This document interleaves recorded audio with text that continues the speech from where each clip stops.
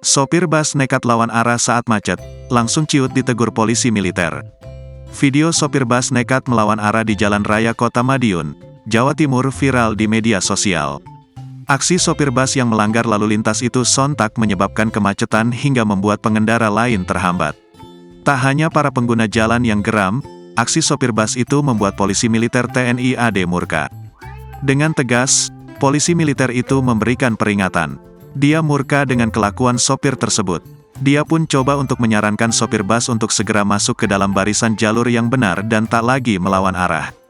Peringatan itu membuat nyali sopir bus menciut dan kembali menaati peraturan lalu lintas. Momen pelanggaran yang dilakukan sopir bus melawan arah hingga menyebabkan macet di salah satu jalan raya Kota Madiun ini terekam dalam sebuah video viral.